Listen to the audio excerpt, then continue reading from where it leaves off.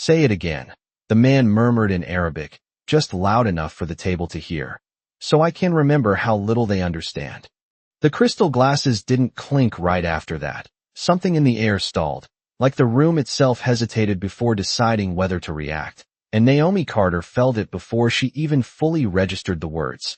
She was standing at the edge of the table, a polished silver tray balanced steadily in her left hand, the faint scent of lemon cleaner still clinging to her fingers, her posture straight, her expression neutral, as if nothing had happened at all, as if the sentence hadn't landed. Directly in front of her, like a quiet insult wrapped in a language most people in the room didn't recognize. Ethan Whitmore leaned back in his chair, one arm draped over the leather, the other lazily swirling a glass of sparkling water, his cufflinks catching the warm overhead light, his confidence effortless in the way only someone used to being the center of every room could be, and the guests around him. 2 investors from overseas, a couple of executives, and a woman in a tailored navy dress. Shared brief glances, some confused, some amused, none interrupting, because power had already decided who mattered and who didn't. Naomi stepped forward smoothly, placing a chilled bottle beside one of the guests, her movements precise, measured, the kind of quiet professionalism that usually made people forget she was even there. And for a second, just a fraction of a second, her fingers tightened slightly around the tray, enough to leave a faint imprint along the metal surface where her grip pressed harder than usual, but then it passed, and her face remained composed, eyes calm, breath steady, like a lake that refused to ripple even when a stone had been thrown. The restaurant hummed softly around them, low conversations blending with the muted clatter of dishes and the distant hiss of a kitchen line working at full pace, and the lighting reflected off the glass walls in soft golden streaks, casting shadows that moved gently as servers passed by, each step echoing faintly against the polished floor. Ethan didn't look at her directly. Not really. His gaze drifting over her in the way people glance at furniture, functional but unremarkable, and he continued speaking in Arabic, slower this time, as if savoring the control of being understood by only a select few at the table, his tone light, almost playful, but edged with something colder underneath, something that made one of the guests chuckle quietly while another shifted in his seat, unsure whether to respond. Naomi adjusted the placement of a glass, aligning it perfectly with the edge of the table, her reflection faintly visible in the curve of the crystal, distorted but steady, and when she straightened, her eyes flickered, just briefly, toward the far end of the table where an older man sat watching, his expression unreadable, his gaze sharper than the rest, as if he had noticed something others hadn't. The moment passed as quickly as it came, and Naomi stepped back, the soft tap of her shoes against the marble floor blending into the rhythm of the room, her presence already fading into the background again, invisible by design, unnoticed by choice. And yet there was a quiet weight in the way she carried herself now. Something subtle, something almost imperceptible, like a line had been drawn somewhere deep beneath the surface. Ethan raised his glass slightly, continuing his conversation, unaware or unconcerned that the language he thought gave him privacy had just done something else entirely, something he couldn't see yet, something that lingered in the stillness that followed his words, in the way the air didn't quite settle back the same way it had before, and Naomi, standing just a few steps away, didn't react, didn't speak, didn't even look back, but the silence she carried with her felt heavier than anything he had said, like a truth waiting patiently for the right moment to be heard. The tray did not rattle, not even once, but Naomi could feel the faint vibration in her wrist as she moved away from the table, as if her body had absorbed the tension the room refused to acknowledge, and behind her the conversation resumed in low, measured tones, the kind that pretended nothing unusual had happened. Except now there was a subtle hesitation between sentences, a thin layer of awareness that had not been there before. She walked past the glass partition that separated the dining area from the service corridor, the warm amber light fading into a cooler, harsher glow, and the scent shifted too, from seared steak and butter to disinfectant and polished steel, a transition she had made hundreds of times before, but tonight it felt different. Like stepping out of a stage where she had just been written out of the scene. She placed the tray down on the stainless steel counter with care, aligning it with the edge the same way she always did, her movements deliberate, controlled, and for a moment she simply stood there, hands resting lightly on the surface, eyes fixed on nothing in particular as the muffled hum of the dining room filtered through the wall behind her. A line replayed in her mind, not the words themselves, but the tone. The casual certainty in it, the assumption that language could be used as a shield, as a private space where judgment could exist without consequence. And her jaw tightened slightly before she exhaled, slow and steady, the kind of breath that resets something deeper than just her lungs. "Naomi, you good?" A voice called from behind her, pulling her back, and she turned to see Luis, one of the line cooks, wiping his hands on a towel. His brow creased with mild concern, and she gave a small nod, the kind that answered without inviting more questions, because this was not the kind of thing you explained in the middle of a shift, not the kind of thing that fit into the rhythm of orders and tickets and timing. "Table 12 is asking for sparkling water," he added, gesturing toward the service screen, and she nodded again, already reaching for a fresh bottle, her fingers steady now. The earlier tension folded neatly away like a napkin placed out of sight. As she moved back toward the dining room, the sounds grew clearer again. Glasses, voices, a soft laugh that rose and fell quickly.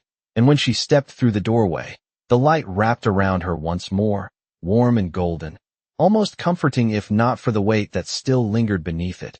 She approached table 12, setting the bottle down with the same quiet precision, pouring without spilling a single drop, her posture composed, her expression neutral. And as she straightened, she caught a fragment of conversation from the adjacent table, a young boy struggling to pronounce a word, his father gently correcting him, the syllables unfamiliar, rolling unevenly off his tongue.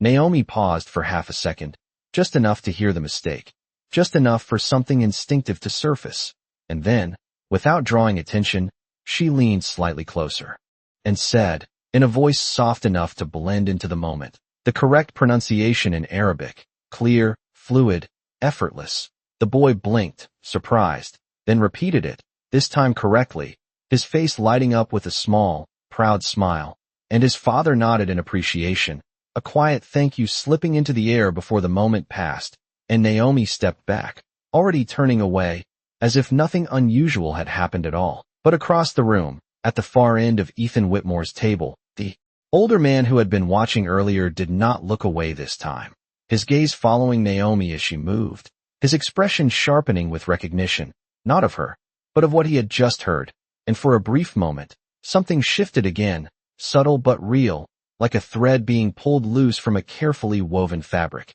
Ethan continued speaking, unaware, his voice carrying just enough to maintain control of the conversation, his confidence intact, his assumptions unchallenged. And yet the space around him felt slightly altered now, as if the room itself had begun to listen more closely, as if something unspoken had entered the air and refused to leave.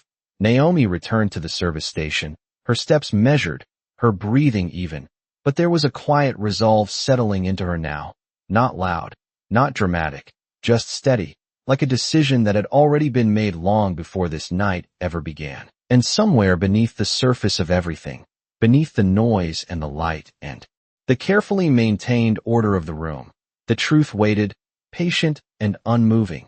For the moment, it would no longer be ignored.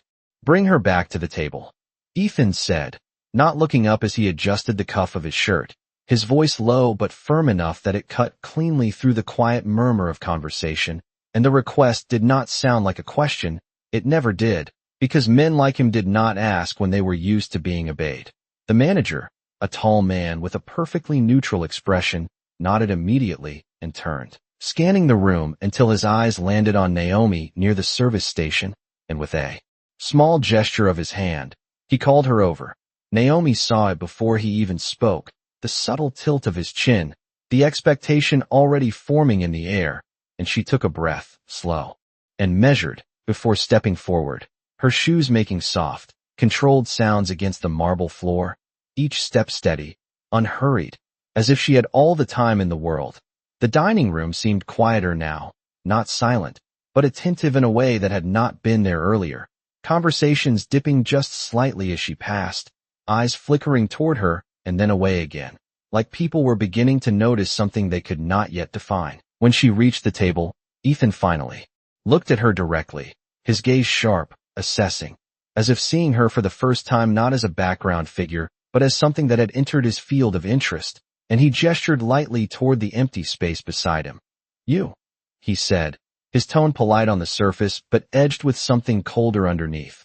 "I want you to handle this table personally." And there was a faint smile at the corner of his mouth, the kind that suggested he was setting a stage rather than making a simple request. Naomi nodded once, her expression composed, her hands resting lightly at her sides, and for a moment neither of them spoke, the air between them tightening just enough to be felt. Ethan leaned back slightly, glancing at his guests before returning his attention to her, and then, without warning, he switched back into Arabic, his words flowing smoothly, deliberately, the cadence controlled, as if he were choosing each syllable with care. "Let us see," he said, his voice calm, "if she can follow even the simplest instruction, or if we are expecting too much." And a couple of the guests shifted in their seats, one of them letting out a soft, uncertain laugh, while another looked down at his glass, avoiding the moment entirely. Naomi did not move right away, did not respond, did not even blink, and for a brief second it almost looked like he had been right, like the words had passed over her without meaning. But then she reached for the wine bottle on the table, her fingers wrapping around the neck with quiet confidence, and she poured with perfect precision, the liquid catching the light as it filled the glass to exactly the right level. Ethan watched her, his expression unchanged, but there was something in his eyes now, a flicker of curiosity, or perhaps irritation, as if the reaction he expected had not arrived. Across from him, the older man who had been observing all evening leaned forward slightly, his attention fixed not on Ethan, but on Naomi, his gaze steady, patient, as if waiting for something specific to unfold. Naomi set the bottle down gently, aligning it with the edge of the table, her movements controlled, deliberate, and when she straightened, her eyes met Ethan's for the first time without hesitation, calm, unshaken, and there was a stillness in that moment that stretched just a fraction longer than it should have. The room seemed to hold its breath again, not because anything dramatic had happened, but because something was about to, something quiet but undeniable, and Naomi could feel it, not as pressure, but as clarity, like a line coming into focus after being blurred for too long. Ethan tilted his head slightly, studying her, his confidence still intact but now threaded with something else, something uncertain, and he spoke again in Arabic, slower. This time, as if testing the space between them. "Well," he said, "do you understand, or should I repeat myself more simply?" And the question hung there, suspended, waiting. Naomi did not answer immediately, but her fingers tightened ever so slightly against the edge of the table, the cool surface grounding her, steadying her, and then she released it, her posture straightening just a fraction more, her expression unchanged, but her presence shifting in a way that was subtle and unmistakable, like the first hint of a storm that had not yet broken but was already on its way. Naomi let the silence sit for a fraction longer than expected, not out of hesitation but out of control, the kind that came from knowing exactly when to speak and when not to, and the faint hum of the dining room seemed to stretch around that pause, the clink of silverware softer now, the low conversations thinning just enough that the space around their table felt set apart from the rest of the restaurant. Ethan's eyes remained on her, steady, waiting, his confidence still intact but now sharpened by curiosity, as if he had begun to sense that the outcome he anticipated might not unfold the way he had planned. And across from him the older man leaned back slightly, his fingers resting against the stem of his glass, his attention unwavering. Naomi inhaled quietly, the breath slow and even, and when she finally spoke, her voice was calm, measured, and unmistakably fluent, the Arabic flowing from her lips with clarity and precision that carried far enough for every person at the table to understand. "You asked if I understand," she said, her tone respectful, steady. "I understood every word you said before you asked that question." And the sentence landed gently, not loud, not forceful, but with a weight that settled immediately into the space between them. The reaction was not explosive, not dramatic, but it was undeniable, the subtle shift of posture from one guest, the tightening grip on a glass from another, The way the earlier amusement disappeared completely, replaced by something closer to discomfort, and Ethan did not move right away, his expression holding for a moment longer than it should have, as if his mind needed an extra second to process what had just happened. Naomi did not stop there, not because she wanted to prove a point, but because the truth, once spoken, had a way of continuing on its own, and she added, still in Arabic, her tone unchanged. You said people like me should not be allowed near your clients, that we are expected to follow instructions, not understand them. And this time the words did not belong to him anymore. They belonged to the room. Translated, undeniable. No longer hidden behind a language barrier that had once protected them. A quiet stillness followed, deeper than before, heavier, and the older man exhaled slowly, his gaze shifting briefly toward Ethan before returning to Naomi, as if acknowledging something that had just been made clear. Ethan straightened slightly in his chair, the movement subtle but deliberate, his hand adjusting the cuff of his sleeve again, though this time the gesture felt less effortless, more controlled, and when he spoke, he switched back to English, his voice even, measured. That is impressive, he said, the pause before the last word almost imperceptible, but present, and for the first time since the evening began, his tone did not fully own the space around him. Naomi gave a small nod, not as acknowledgement of praise, but as a simple recognition of the moment, and she reached for the bottle again, refilling a glass with the same steady precision as before, as if nothing about her role had changed, even though everything in the room had shifted. One of the guests cleared his throat softly, breaking the silence just enough to allow the air to move again. But the energy did not return to what it had been. The balance altered in a way that could not be undone, and the older man finally spoke, his voice calm, deliberate, directed toward Ethan but carrying to the entire table. It seems, he said, that understanding is not limited to who we assume it belongs to. And the statement hung there, not accusatory, not confrontational, but clear. Naomi stepped back from the table, her hands returning to her sides, her posture composed, and for a moment her eyes met Ethan's again, not with defiance, not with challenge, but with a quiet steadiness that reflected something deeper than the exchange of words, something rooted in dignity, in restraint, in the choice to speak only what was necessary and nothing more. Then she turned, the soft sound of her shoes against the marble floor marking her exit from the moment, and as she walked away, the room did not return to its previous rhythm, not completely, because something had been revealed, something simple and undeniable, and it lingered in the space she left behind, impossible to ignore, impossible to take back. The sound of her footsteps faded into the rhythm of the restaurant, but the absence she left behind did not.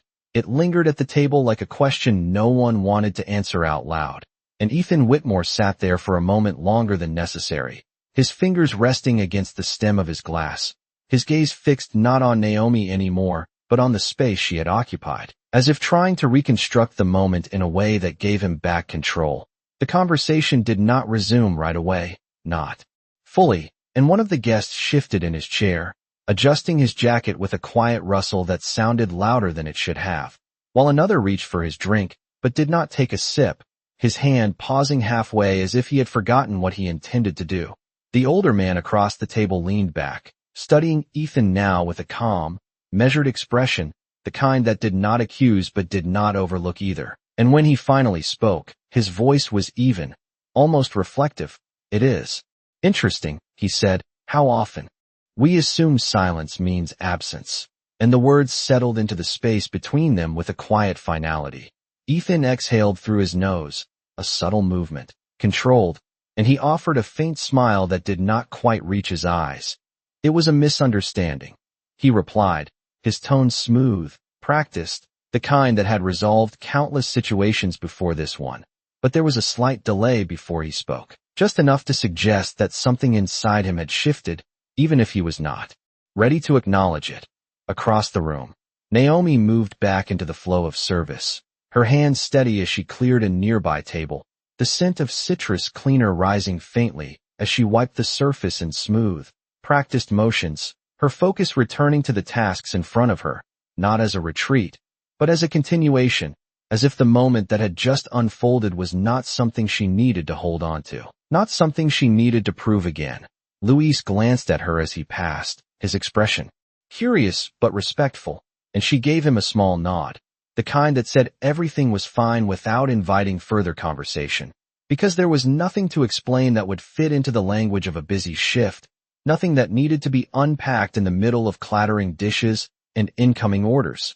Back at the table, the conversation began to rebuild itself, slowly at first, a comment about the wine, a question about the market, familiar topics that attempted to restore the structure that had been disrupted, but the tone was different now, more careful, more aware, as if everyone present had become slightly more conscious of what was being said and how it was being heard. Ethan picked up his glass and finally took a sip, the motion deliberate, and when he set it down, he glanced briefly in Naomi's direction, not long enough to be noticed by most, but long enough to register that she was still there, still moving through the room with the same quiet confidence, unaffected in a way that unsettled him more than any confrontation would have. The older man followed his gaze and allowed a faint, almost imperceptible smile to form, not out of amusement, but out of recognition, as if he understood something that did not need to be spoken aloud. Naomi finished resetting the table and stepped back, her eyes scanning the room with calm efficiency. And for a moment she paused near the service station, her hand resting lightly against the edge of the counter, the cool surface grounding her again, her breathing steady, her posture relaxed but intentional. She did not look back at Ethan, did not seek acknowledgement, did not wait for anything to change, because in her mind, the moment had already passed. The truth had already been placed where it needed to be, and whatever followed was not hers to control. And yet, even as the restaurant returned to its steady rhythm, something remained altered, something quiet but permanent, like a shift in balance that could not be undone, and Ethan, sitting at the center of the table he once commanded so effortlessly, felt it in the smallest details, in the way the conversation no longer flowed entirely around him, in the way the room no longer bent quite as easily to his presence, and though no one said it out loud, the realization settled in slowly, undeniably, that power, when exposed, did not disappear, but it did change, and it did not always return in the same shape it had before. Table 8 needs a recommendation, the manager said quietly as he passed Naomi, his voice low enough to blend into the movement of the floor, and she nodded without hesitation, already turning toward the table, her steps measured, her posture composed, as if nothing in the last 10 minutes had disrupted the rhythm she carried so naturally. The restaurant had settled again, or at least it appeared to. The soft glow of overhead lights reflecting off polished glass, the steady hum of conversations rebuilding themselves around safe topics, and yet beneath that surface, something remained different, something quieter, more aware, like a room that had just witnessed something it could not quite name, but could not forget either. Naomi approached table 8 with a calm presence, greeting the couple seated there with a gentle tone, her voice warm but professional, and as they asked about the menu, she responded with clarity, describing flavors, pairings, textures, her words precise without being rehearsed, her knowledge evident without needing to be proven, and the couple listened closely, nodding, their attention fixed on her in a way that suggested they saw her not just as a server, but as someone worth hearing. Across the room, Ethan Whitmore noticed that, not consciously at first, but in fragments, the way his eyes drifted between his own table and the rest of the dining room, the way he became aware of how Naomi moved, how people responded to her, how the space seemed to open slightly when she spoke, and it unsettled him in a way he could not immediately define, because it was not loud, not confrontational, just quietly undeniable. He adjusted his posture again, leaning forward this time,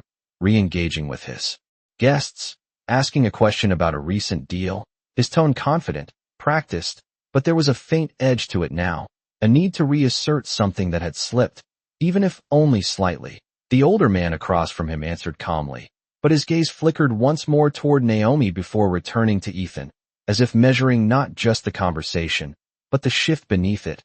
Naomi finished taking the order at table 8, repeating it back with accuracy, her voice steady, and as she turned to leave, the woman at the table thanked her, not casually, but with a sincerity that lingered just a moment longer than expected, and Naomi acknowledged it with a small nod, her expression softening just slightly before returning to its composed neutrality. She moved back toward the service station, the scent of fresh herbs and warm plates rising from the kitchen entrance, the sound of orders being called blending into the steady pulse of the night.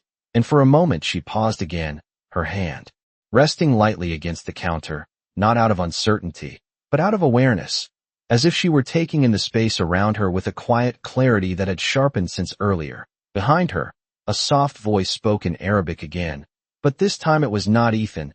It was the older man, his tone calm, reflective, directed toward one of the guests, and Naomi heard it as she always did, not as something foreign, but as something familiar, something that had once been part of her everyday life, something that still lived within her with ease. She did not turn, did not react outwardly, but there was a subtle shift in her expression, a quiet recognition, and for a brief moment, her eyes lifted slightly, not toward the table, but toward the reflection of the room in the glass panel beside her, where she could see them without being seen directly. Ethan followed the exchange, his attention sharpening as he realized that the language he had used earlier was no longer a private space, no longer a tool that separated him from others, and the realization settled slowly, not as a sudden shock, but as a gradual understanding that something he had relied on was no longer exclusive. Naomi straightened, picking up another tray, her movements smooth, deliberate, and as she stepped back onto the floor, there was a quiet steadiness in the way she carried herself, not as someone who had proven a point, but as someone who had simply revealed a truth and moved forward. The restaurant continued around her, the lights, the sounds, the motion all returning to their familiar patterns. But for those who had witnessed the earlier moment, nothing felt exactly the same, and Ethan, seated at the center of his table, began to understand that control was not always lost in dramatic ways. Sometimes it shifted quietly, in the way people listened differently, in the way attention moved, in the way respect could be redirected without a single word being raised. "You have worked here long?" The older man's voice carried across the room, not loudly, but with a clarity that made it impossible to ignore, and Naomi paused mid-step as she passed near their table again, the question directed at her this time, not as an order, not as an assumption, but as a genuine inquiry that shifted the tone of the interaction entirely. She turned slightly, her posture composed, her hands resting lightly at her sides, and for a brief moment, the room seemed to quiet once more, not because it needed to, but because attention had gathered there again, drawn not by authority, but by curiosity. "About 8 months, Naomi replied, her voice steady, warm, her words simple but grounded, and the older man nodded slowly, as if placing that detail into a larger understanding, his gaze thoughtful rather than evaluative. "And before that?" he asked, his tone still calm, still measured, and there was no pressure in the question, no expectation beyond the answer itself. Naomi hesitated for a fraction of a second, not out of uncertainty, but out of consideration, and then she answered, "I studied abroad for a while," she said, her eyes meeting his briefly, "and worked with a nonprofit organization in Jordan." And the words settled gently into the space, not presented as something impressive, not framed as a defense, just stated as a fact. Across the table, Ethan's expression shifted almost imperceptibly, the smallest tightening at the corner of his mouth, the faintest narrowing of his eyes, as if pieces were beginning to connect in ways he had not anticipated. And one of the guests leaned forward slightly, interest replacing the earlier discomfort. "That would explain the language," the older man said, a faint smile touching his expression, not of surprise, but of recognition, and Naomi gave a small nod. "Yes, sir," she replied simply, her tone unchanged, her presence steady. The exchange was brief, but it carried a different weight than anything that had come before, because it was not about proving anything, not about reversing power, but about revealing context, about allowing the truth to exist without resistance. Naomi excused herself with a polite nod and stepped away, her movement smooth, her attention returning to the flow of the restaurant.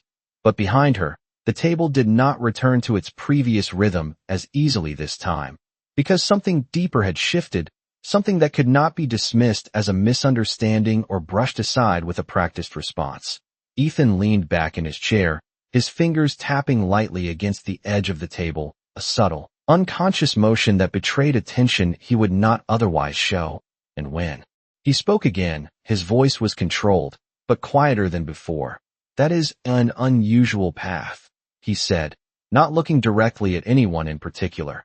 And the statement hung there, vague enough to avoid commitment, but pointed enough to reveal the shift in his thinking. The older man did not respond immediately, his gaze steady, his posture relaxed, and when he finally spoke, his words were simple. "Not unusual," he said, "just not what you expected," and the clarity of that statement left no room for interpretation.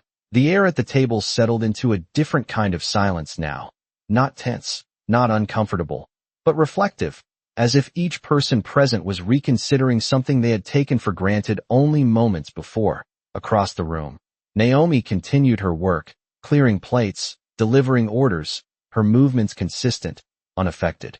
And yet there was a quiet strength in the way she carried herself now, not because anything had changed externally, but because something had been seen, something had been acknowledged, even if only by a few. The restaurant lights cast soft reflections across the glass walls, the city beyond barely visible through the glow, and the steady rhythm of service continued, but beneath it, the earlier moment lingered, not as a disruption, but as a recalibration, a subtle but undeniable shift in perspective. Ethan's gaze drifted once more toward Naomi, this time without the dismissiveness that had defined it earlier. And though he did not speak, though he did not act, the change was there, quiet, internal, the beginning of something he had not planned for, something that could not be controlled in the same way as before. And for the first time that evening, he was no longer entirely certain of his place at the center of the room.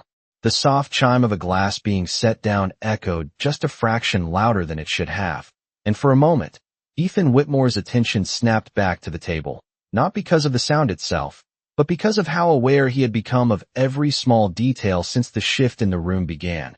He adjusted his posture again, this time leaning forward with intent, his elbows resting lightly on the table as he re-engaged. But there was a measured quality to his movements now, less instinctive, more deliberate, as if he were recalibrating something internal that had been slightly thrown off balance. "Tell me," he said, his voice returning to its familiar calm, though softer than before, "how long did you spend there?"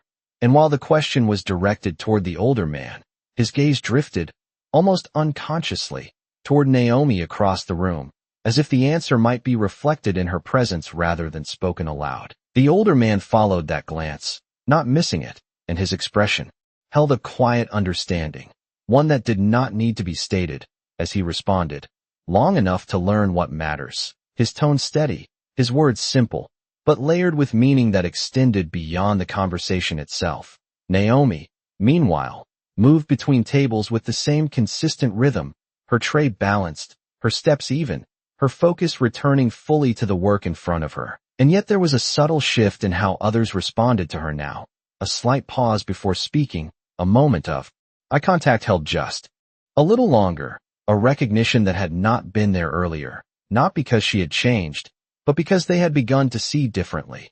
She approached another table, refilling water glasses, her movements fluid, and as she leaned slightly to place a glass, the reflection in the polished surface caught her own image briefly, steady and composed, and she straightened without hesitation, continuing forward, her presence quiet but grounded.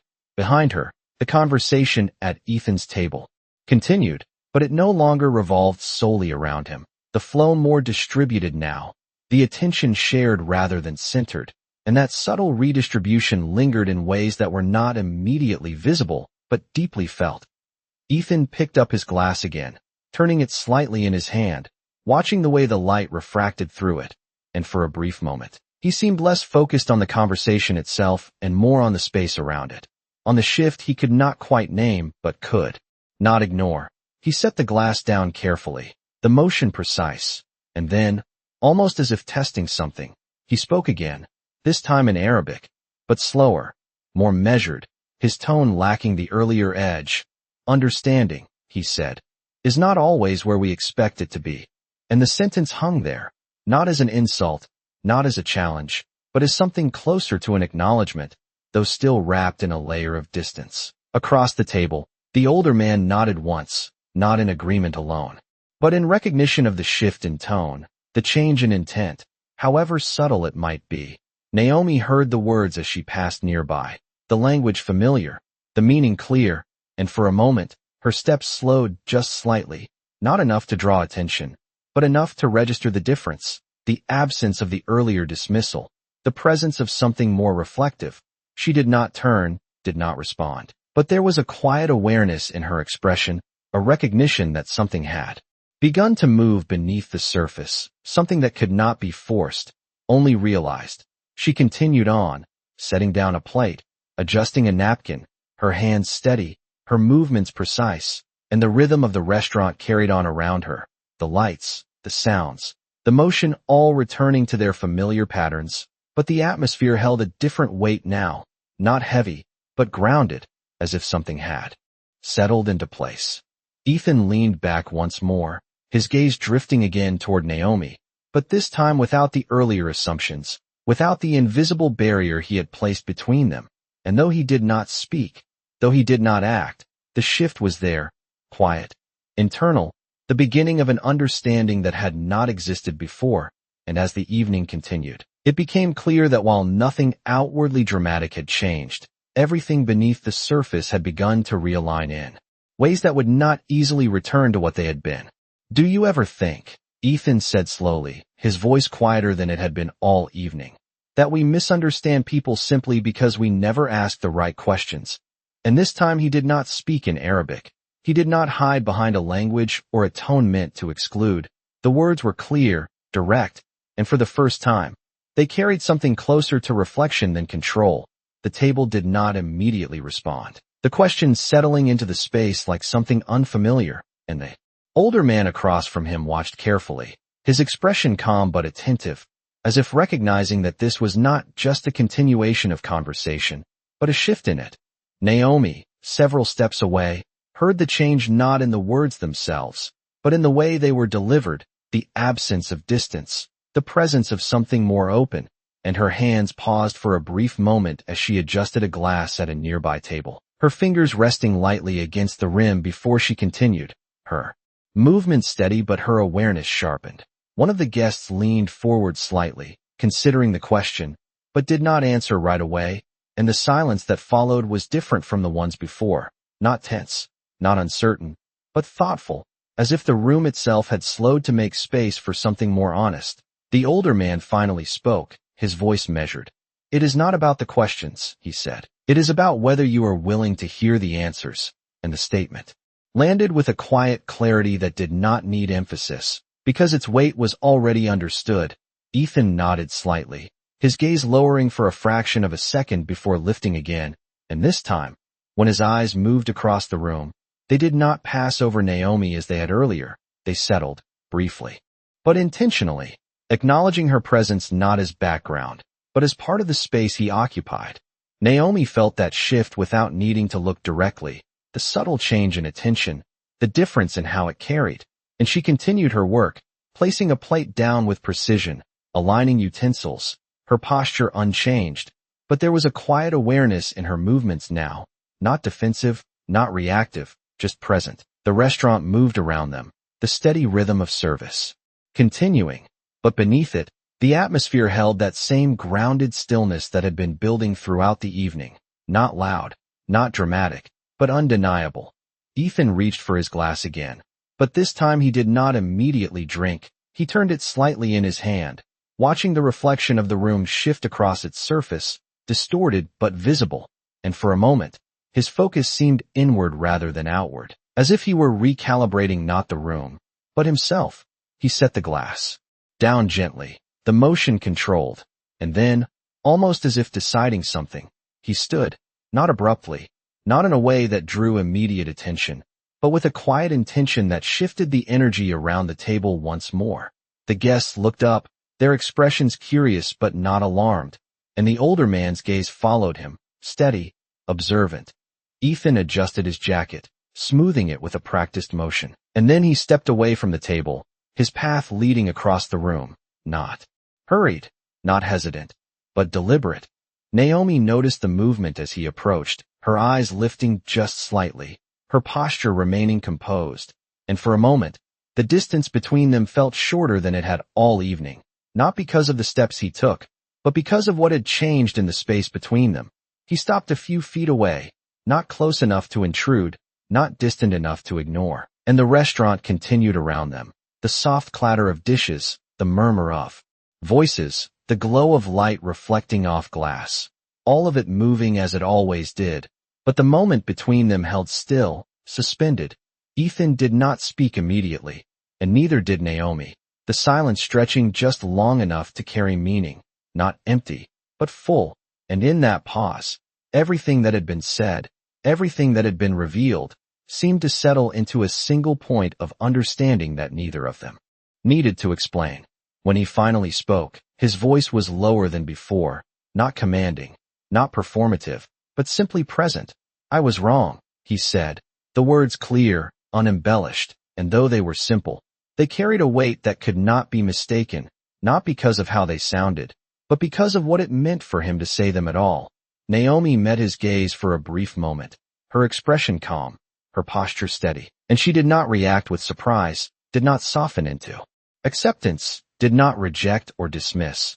She simply acknowledged the words with a small, almost imperceptible nod, as if recognizing them for what they were, not a resolution, not a conclusion, but a beginning of something that would have to be understood over time. And as Ethan stood there, no longer at the center of the table, no longer protected by distance or assumption, the shift that had been building throughout the evening finally settled into place, quiet, irreversible, and entirely his. To carry forward. The words did not echo, they did not need to. They settled quietly between them. "I was wrong." And for a moment the entire room seemed to soften around that admission, not because anyone had been waiting for it, but because it was something that rarely arrived in spaces like this, where certainty was often mistaken for strength. Naomi held his gaze just long enough to acknowledge the weight of what had been said, then she looked away first, not dismissively, but deliberately, returning her attention to the tray in her hands as if reminding the moment that it did not belong to her to carry further. The soft clink of glass against metal grounded the space again, and the restaurant resumed its rhythm, not abruptly, but gradually, like a current finding its flow after a brief pause. Ethan remained where he stood for a second longer, as if expecting something more, a response, a reaction, a resolution, but none came. And that absence was not rejection, it was clarity, the kind that left no room for performance, only for understanding. He nodded once, almost to himself, and stepped back, his movements measured, less certain than before, but more intentional, and as he returned to the table, the distance he had crossed felt longer than it had moments ago, not in steps, but in meaning. The older man watched him sit, his expression unchanged, but there was a quiet acknowledgement in his eyes, not approval, not judgment, just recognition of something that had shifted in a way that could not be undone. "It takes a certain kind of awareness," he said calmly, his voice low, steady, "to admit that." And Ethan gave a small nod, his fingers resting lightly on the table, no longer tapping, no longer restless, just still. "It should not take as long as it does," Ethan replied, his tone even, but softer than before, and for the first time that evening, there was no attempt to control how his words were received, no effort to shape the room around him, only a quiet acceptance of what had already been revealed. Across the room, Naomi continued her work, clearing a table, resetting silverware, her movements consistent, unhurried, and though the moment had passed, something remained in the way people looked at her now, not with surprise, not with curiosity alone, but with a kind of respect.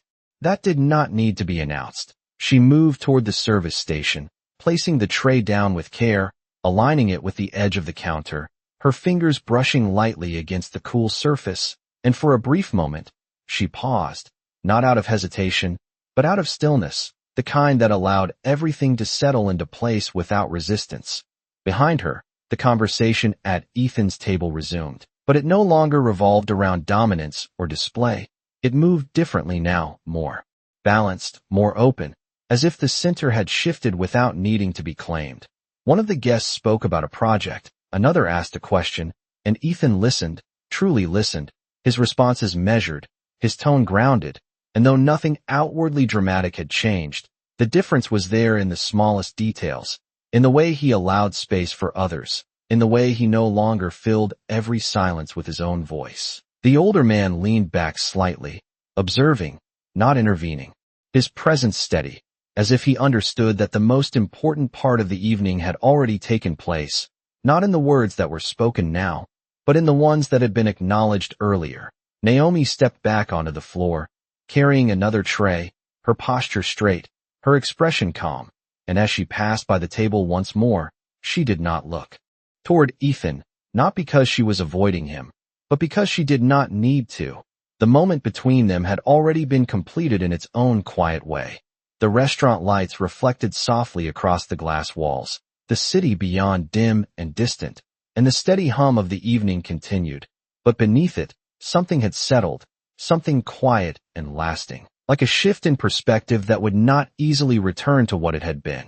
Ethan glanced up briefly as Naomi moved past, his gaze following her for just a second, not with the dismissiveness of before, not even with curiosity, but with something closer to recognition. And though he said nothing, though he did not call her back or try to extend the moment further, the change was there, internal, real, and entirely his to carry forward.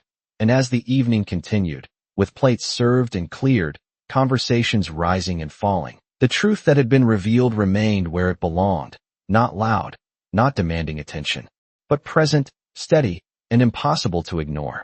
The rhythm of the restaurant continued to settle into something quieter, more deliberate, as if every movement now carried a touch more awareness than before, and Naomi moved through it with the same steady grace, her tray balanced, her steps even, her presence unchanged on the surface but anchored deeper than it had been at the start of the evening.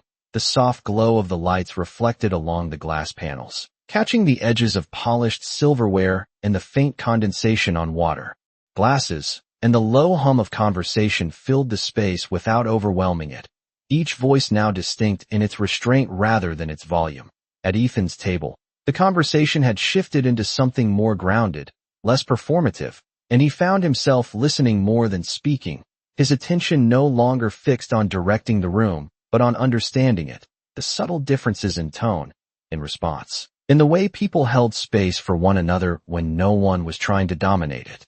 He glanced down at his hands resting lightly on the table, noticing the stillness in them, the absence of the earlier restlessness, and for a moment he let that stillness remain, not filling it, not correcting it, simply allowing it to exist. Across from him, the older man watched quietly, his expression calm, not evaluative, but aware, as if he had seen this kind of shift before and knew it could not be rushed or forced, only recognized.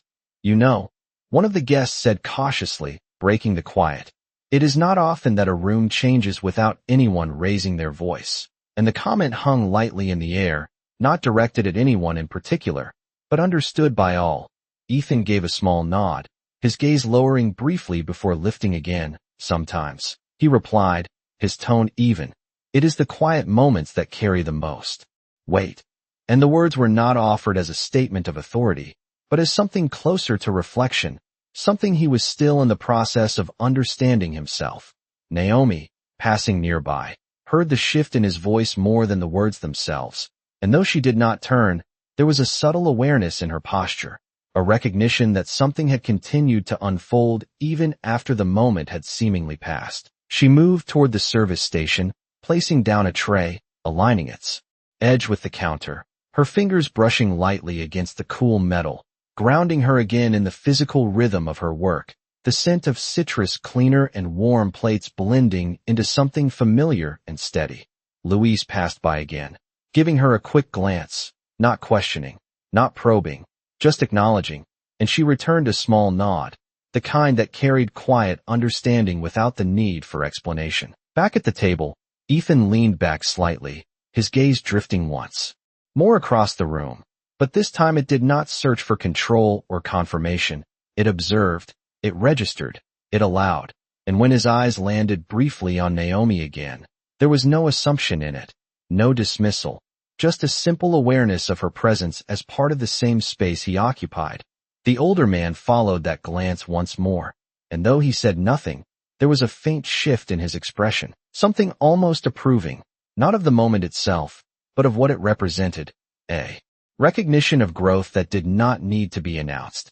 Naomi finished resetting another table, her movements precise, and as she stepped back, the reflection of the room caught in the glass beside her once more, her figure steady within it, unchanged, and yet seen differently by those who had begun to look more closely. The evening moved forward, plates were served and cleared, conversations rose and fell, and the restaurant continued as it always did. But beneath that steady motion, something had settled into place, something that would not easily shift back, a quiet recalibration of how presence was understood, how respect was recognized, how assumptions could dissolve without confrontation. Ethan reached for his glass again, taking a measured sip, and as he set it down, his fingers lingered for a moment against the surface of the table, feeling its solidity, its steadiness, and for the first time that evening, there was no impulse to change anything, no need to adjust the room to fit his expectations, only a quiet acceptance of what had already been revealed. And as he sat there, no longer at the center of everything, but fully present within it, the shift completed itself not with noise or declaration, but with a silence that felt, finally, like understanding. The evening had begun to soften at the edges, the sharpness of earlier moments dissolving into something quieter, more reflective, and Naomi could feel it in the way the room breathed, in the slower cadence of conversations, in the gentle rhythm of plates being cleared and replaced, as if the entire space had settled into a deeper awareness of itself. She moved between tables with the same steady precision, her hands sure, her posture composed, but there was a subtle warmth in the way people met her now, a softness in their expressions, a presence that had not been there before, and though nothing had been formally acknowledged, everything had shifted in a way that no longer needed explanation. At Ethan's table, the conversation had turned towards something less transactional, less structured, drifting into stories rather than strategies, and he found himself listening again, not out of obligation, but out of genuine attention, the kind that did not seek to respond immediately, but allowed space for meaning to unfold. The older man spoke calmly, recounting a moment from years ago, a lesson learned not through success, but through misunderstanding, and as he spoke, his gaze remained steady, not directed at any one person, but encompassing the table as a whole, as if reminding them that insight did not belong to any single voice.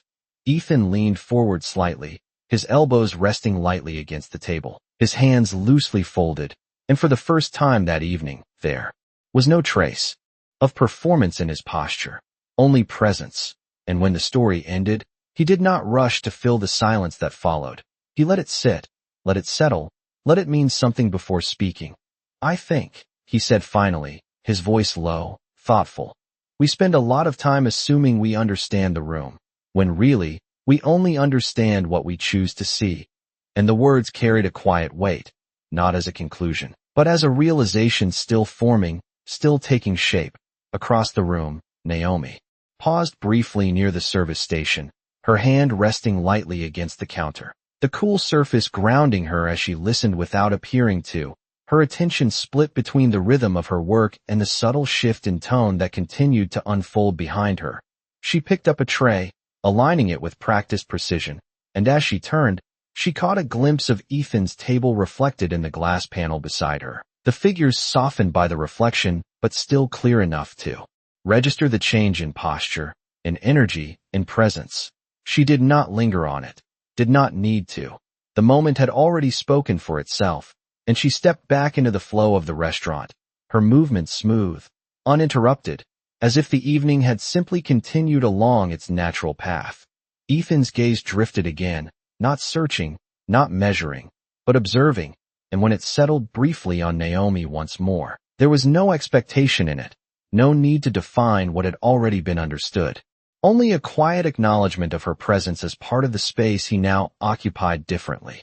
The older man noticed that too, the subtle shift in how Ethan looked, how he held his attention, and though he said nothing, there was a faint nod, almost imperceptible, as if marking the moment not as an end, but as a continuation of something that would extend beyond this evening. Naomi approached another table, delivering a dish with care, her voice calm as she described it briefly, her tone steady. And the guests listened, engaged, not distracted, not dismissive. And as she stepped back, one of them thanked her, not out of habit, but with intention, and she acknowledged it with a small, genuine nod before moving on. The restaurant lights glowed softly against the glass walls, the city beyond fading into the background, and the steady hum of the evening carried on. But beneath it, something had settled into place, something quiet and lasting, like a shift in perspective that no longer needed to be proven or defended. Ethan sat back in his chair, his gaze lowering for a moment before lifting again. And as he looked around the room, he no longer saw it as something to manage or command, but as something to be part of, something to understand rather than control. And though he said nothing more, though the conversation continued without returning to the earlier moment, the change was there, internal, steady, and entirely real, a recognition that did not require acknowledgement, only consistency. And as the evening moved toward its quiet close, the truth that had been revealed remained where it belonged, not in the center of attention, but woven into the fabric of the room itself, subtle, undeniable, and lasting. The night did not end with a dramatic gesture or a final declaration. It softened instead, like the last notes of a song fading into silence, and Naomi felt it in the way the lights dimmed just slightly, in the way conversations grew quieter, more contained, as the restaurant prepared to close. She moved through the final stretch of her shift with the same calm precision, clearing the last tables, aligning chairs, her hands steady, her breathing even, and though the evening had carried something unusual, something that would not easily be forgotten, her rhythm remained unchanged, grounded in the simple, consistent motion of her work. The scent of lemon cleaner returned as she wiped down a table near the window, the city lights beyond the glass casting faint reflections that blurred into soft patterns. And for a moment, she paused, her hand resting lightly against the surface, not out of fatigue, but out of stillness, the kind that allowed everything to settle without needing to be revisited. Across the room, Ethan stood near his table, his jacket draped over his arm, the last of his guests preparing to leave. Their conversations quieter now, more personal, less performative, and as they exchanged brief farewells, there was a subtle shift in the way they spoke to him, not deferential, not distant, but balanced, as if the space between them had adjusted into something more equal. The older man lingered a moment longer, his gaze steady as it met Ethan's. And though no words were exchanged, there was a quiet understanding in that look, something that acknowledged the change without needing to name it.